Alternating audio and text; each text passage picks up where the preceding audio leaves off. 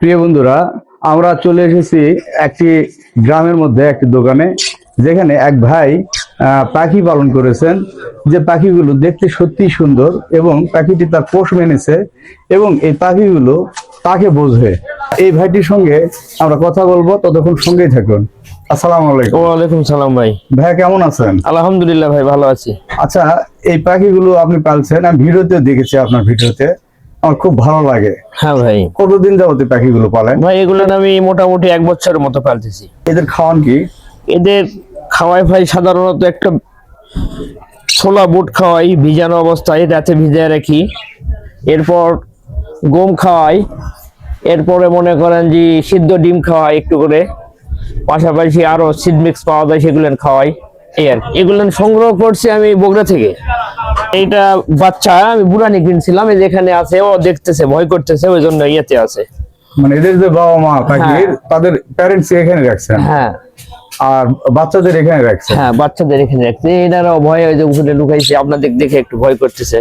ও আচ্ছা, বাইরের লোক দেখলে ভয় হ্যাঁ, করছে? বাইরের লোক দেখলে ভয় করছে। বিশ্বাস এমন একটা বিষয় যেটি মানুষের সাথে, পশু পাখি বা প্রাণীরই হোক, একটি সম্পর্ক গড়ে ওঠে, যা দৈনন্দিন কাজে যেটি খুব গুরুত্বপূর্ণ একটি বিষয়। দর্শক, আপনারা দেখবেন যে ভাইটির কাঁধে পাখিটি রয়েছে। অ্যাকচুয়ালি ওই পাখিটি কিন্তু আমার কাছে থাকছে না, তার কাছে থাকতেছে। আপনার দেখেও থাকতেছে না, আমি একা থাকলে আমার কাছে থাকবে। একা থাকলে? হ্যাঁ। আগে ছিল টিয়া পাখি, ওটা আসলে পালা অবৈধ, ওই জন্য রাখি নাই। এখন বর্তমানে লাভবাট আছে, আর ওই যে বাজুরিকা আছে এই সাইডে। এই প্রথমবারে এটা আমার কাছে 4 পিস বাচ্চা দিয়েছিল। 4 পিস? হ্যাঁ।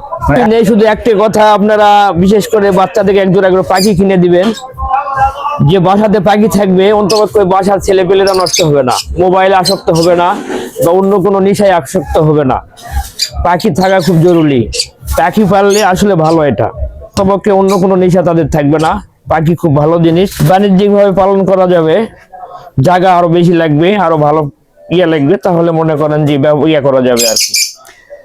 প্রিয় বন্ধুরা, আমরা এই ভাইয়ের কণ্ঠ মিলিয়ে বলতে চাই, আমাদের দৈনন্দিন জীবনে আমাদের শখের হিসাবেই হোক, বাণিজ্যিক ভাবে হোক, আমরা পাখি যদি পালন করি, তাহলে আমাদের বাচ্চারা বা আমরা যারা বিভিন্ন বাজে কাজে অভ্যস্ত হয়ে পড়ি, সেই সময়টা পাখি হবে এবং একটি ভালো কাজ হবে। যেমন এই সুন্দর পাখিটি আমরা যেমনটি দেখাচ্ছিলাম, সুন্দরভাবে কাছে থাকতেছে, যদিও আমার কাছে ভয় পাচ্ছে, আমি ডাইরেক্ট আমার গায়ে আসতেছে না, কিন্তু এই ভাইটির গায়ে পাখিটি চলে যাচ্ছে, যেটি আসলে খুব একটা সুন্দর একটি দৃশ্য। প্রকৃতি প্রেম বা পাখি প্রেম প্রত্যেকটি মানুষের, প্রত্যেকটি বাড়িতে গড়ে উঠুক, এই প্রত্যাশা রেখে এবং সুন্দর বাংলাদেশ বিনির্মাণের আশাবাদ ব্যক্ত করে আজকের পর্ব এখানেই শেষ করছি। তো ধন্যবাদ সবাইকে।